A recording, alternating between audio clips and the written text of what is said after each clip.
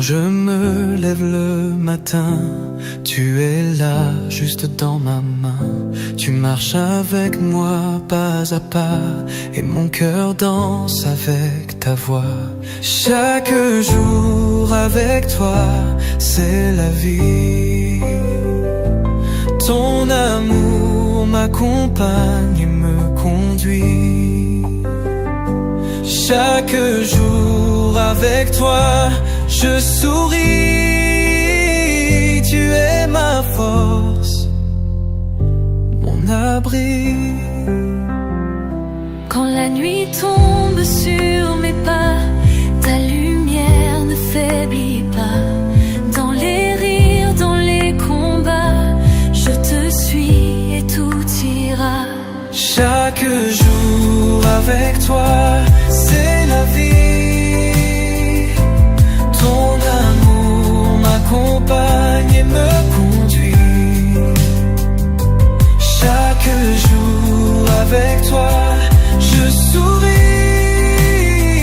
Tu es ma force, mon abri.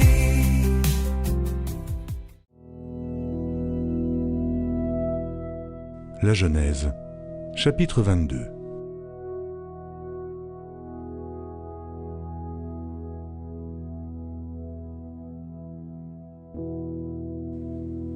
Après ces choses, Dieu mit Abraham à l'épreuve et lui dit « Abraham » et il répondit « Me voici ».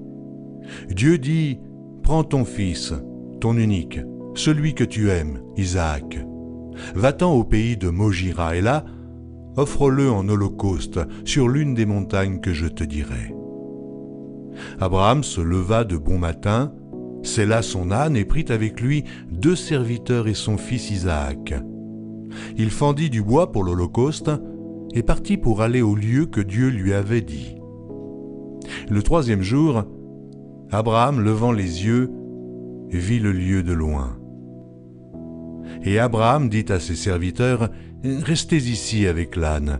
Moi et le jeune homme, nous irons jusque-là pour adorer, et nous reviendrons auprès de vous. » Abraham prit le bois pour l'holocauste, le chargea sur son fils Isaac, et porta dans sa main le feu et le couteau, et ils marchèrent tous 2 ensemble. Alors Isaac, parlant à Abraham son père, dit « Mon père » et il répondit « Me voici, mon fils. » Isaac reprit « Voici le feu et le bois, mais où est l'agneau pour l'holocauste » Abraham répondit « Mon fils, Dieu se pourvoira lui-même de l'agneau pour l'holocauste. » Et ils marchèrent tous 2 ensemble. Lorsqu'ils furent arrivés au lieu que Dieu lui avait dit, Abraham y éleva un autel et rangea le bois. Il lia son fils Isaac et le mit sur l'autel par-dessus le bois. Puis Abraham étendit la main et prit le couteau pour égorger son fils. Alors l'ange de l'Éternel l'appela des cieux et dit « Abraham, Abraham !» Et il répondit « Me voici ». L'ange dit « N'avance pas ta main sur l'enfant et ne lui fais rien, car je sais maintenant que tu crains Dieu et que tu ne m'as pas refusé ton fils unique. » Abraham leva les yeux et vit derrière lui un bélier retenu dans un buisson par les cornes. Et Abraham alla prendre le bélier et l'offrit en holocauste à la place de son fils.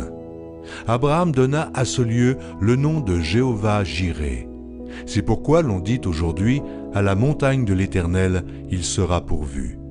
L'ange de l'Éternel appela une seconde fois Abraham des cieux et dit « Je le jure par moi-même, parole de l'Éternel, parce que tu as fait cela et que tu n'as pas refusé ton fils, ton unique.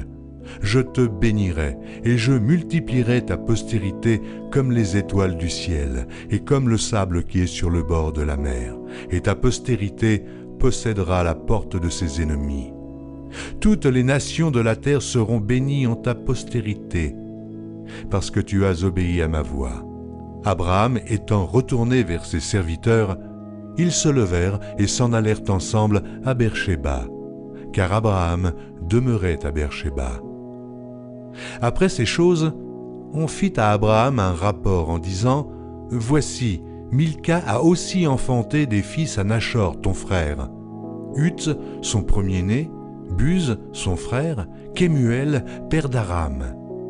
Kesed, Azo, Pildash, Jidlaph et Béduel. Béduel a engendré Rebecca. Ce sont là les 8 fils que Milca a enfantés à Nachor, frère d'Abraham. Sa concubine, nommée Réhuma, a aussi enfanté Thébash, Gaham, Taash et Maaka.